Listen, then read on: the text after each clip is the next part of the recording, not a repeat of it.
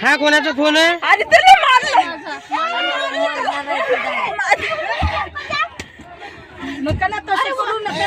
पोरांना मारून टाकायला लागले, असे काय करायला लागले?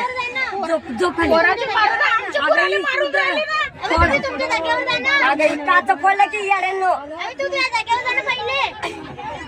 आमच्या पोराला मारून राहिले, आमच्या पोराला काय केलं?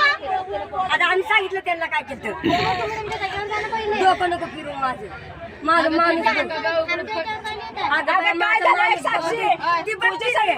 काय चाललंय बघ ना, काय झालं आलं तर जगायचं परत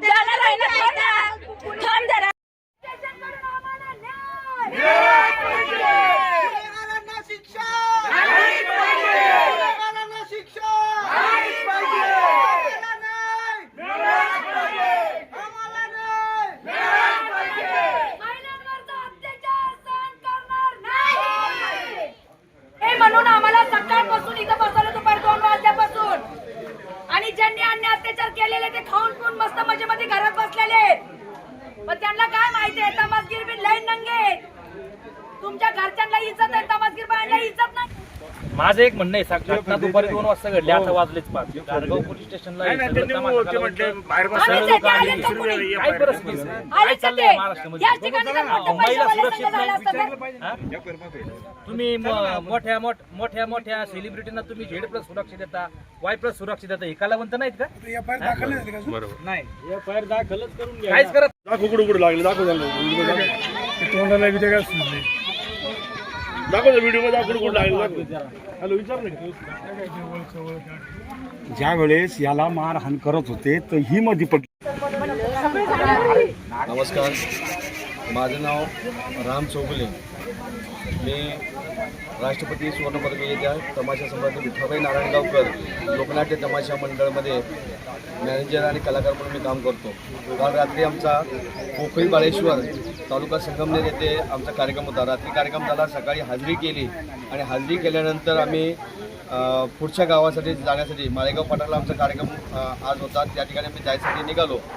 तत्पूर्वी आम्ही वरुड फाटा येथे पेट्रोल पंपावर आम्ही पेट्रोल भरण्यासाठी गेलो, डिझेल भरण्यासाठी गेलो आणि डिझेल वगैरे भरून झाल्यानंतर आम्ही सगळ्या गाड्या आम्ही एका लाईनने बाहेर घेतल्या होत्या. पण समोरून काही इसम दारू पिऊन समोरनं आले आणि आल्याबरोबर आमचे जे ड्रायव्हर होता एका ट्रकचा, त्याला शिवीगाळ करायला लागली. शिवीगाळ करताना त्यानं प्रत्युत्तर दिलं. पण त्याने प्रत्युत्तर दिल्यानंतर त्याने गाडी आडवी लावली. आडवी लावल्यानंतर डायरेक्ट गाडीवरती चढून तो ड्रायव्हरला मारायला लागल्यानंतर आम्ही सगळेजण सोडवायला गेलो तर आम्हालासुद्धा लाथा वगैरे मारायला लागले.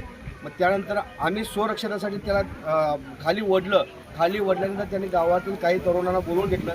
जे तरुण त्या ठिकाणी आले एकही शुद्धीत नव्हता. त्या ठिकाणी कमीत कमी 40 ते 50 जण आले. जे दिसेल ते हातामध्ये जे लागेल ते हातामध्ये काठी असू दे, दगड असू, त्या पद्धतीने मारलं. मलासुद्धा मी फोन करत असताना पोलीस स्टेशनला मी फोन करत होतो तर मला पाठीमागे लागून त्यांनी मारलं. आणि बरंचसं नुकसानसुद्धा आमच्याकडे साहित्याचं त्यांनी केलेलं आहे. मुलींची तर अक्षरशः कपडे फाटलेले आहेत. नको त्या जागी त्यांनी हात घालण्याचा सुद्धा प्रयत्न केला, हे सोडा प्रकार केला आहे. आणि गाडीमध्ये ज्या मुली होती त्यांना तुम्ही खाली सोडा, नाहीतर आम्ही आतमध्ये घुसतो. आणि काही जण आतमध्ये घुसले पण होते, तर आमच्या मुलांनी त्यांना बाहेर ढकलून काढलं. आणि आमच्या प्रत्येक तमाशा मंडळातील प्रत्येकाला, लहान लेकरांना सुद्धा त्यांनी वडण्याचा प्रयत्न केलेला आहे.